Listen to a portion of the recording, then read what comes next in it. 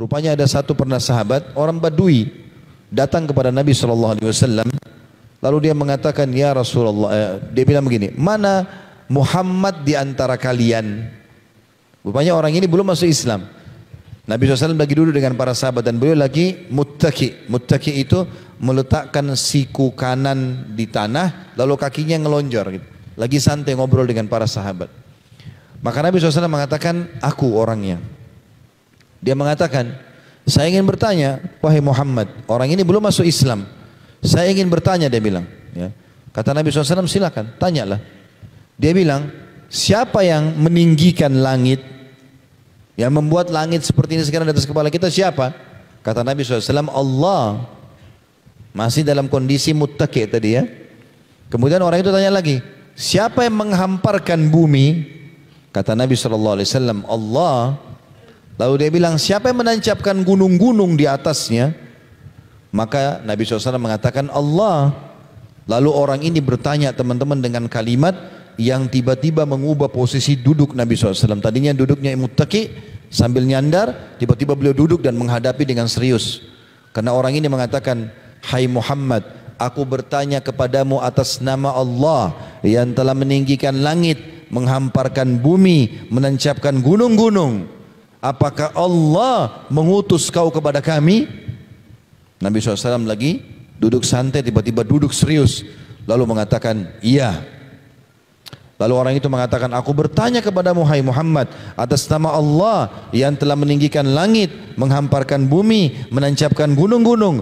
Apakah Allah memerintahkan kau kepada kami untuk mengerjakan solat 5 waktu dalam sehari semalam? Dia mengatakan, Nabi SAW jawab, iya.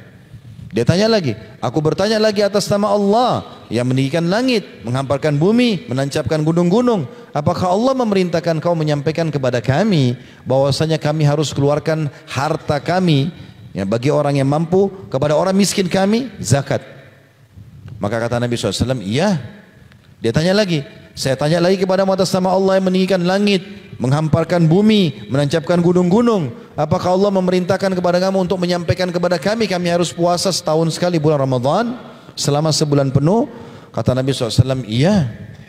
Dia bilang lagi, aku tanya kepadamu atas nama Allah yang meninggikan langit, menghamparkan bumi, menancapkan gunung-gunung. Apakah Allah perintahkan kamu kepada kami untuk menyampaikan kami harus haji dalam hidup kami sekali minimal seumur hidup? Wajibnya 1 kali. Kata Nabi SAW, iya. Kata orang tersebut, asyhadu an la ilaha illallah wa anna Muhammad Rasulullah. Dia masuk Islam.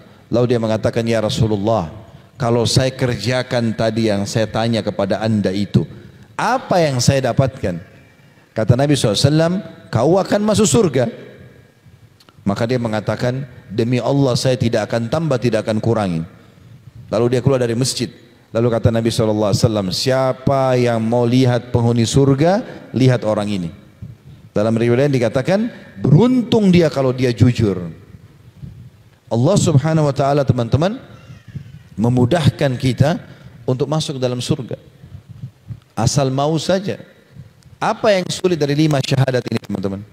Apa yang sulit dari rukun Islam? Syahadat kita sudah ucapkan. Apalagi lahir dalam keadaan Islam dianggap dia muslim. Baik, tinggal 4, sholat. Sholat teman-teman yang wajib 5 waktu saja. Subuh, duhur, asar, maghrib, isya. Berapa menit antum sholat ini?